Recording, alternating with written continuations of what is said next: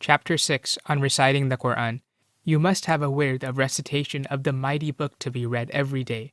The least you should do is read 1 juz, 1/30th of the Qur'an, so that you complete it once a month, and the most is to complete it every 3 days.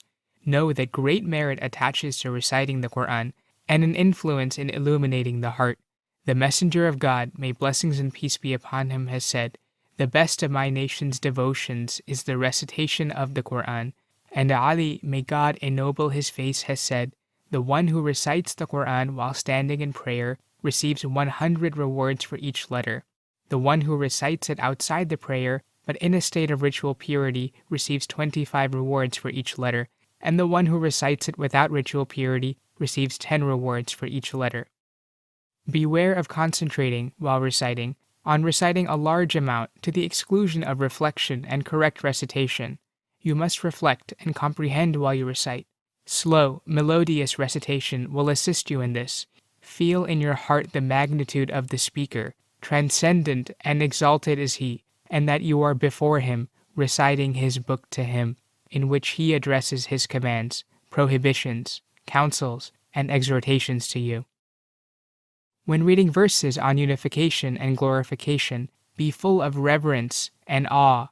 When reading verses of promises and threats, be full of hopeful expectation and apprehension. And when reading the commands and prohibitions, be thankful, acknowledge your shortcomings, ask for forgiveness, and determine to show ardor. Know that the Qur'an is the ocean wherefrom the jewels of knowledge and the treasures of understanding are extracted. Any believer who is granted the way to understand it, his opening becomes permanent, his light complete, his knowledge vast, and he never tires of reading it night and day, for he has found therein his goal and his purpose. This is the quality of the sincere seeker. Sheikh Abu Madian, may God be pleased with him, has said, "A seeker is not a seeker until he is able to find in the Qur'an everything that he desires." Be careful to read those surahs and verses which are recommended in the Sunnah at particular times. For example, As-Sajda, Al-Mulk, Al-Waqi'ah, and the last 2 verses of Al-Baqarah every night before going to sleep. Ad-Dukhan on Sunday and Thursday evenings, Al-Kahf on Thursday night and Friday. Read, if you can, the 7 saving ones every night, for their merits are great.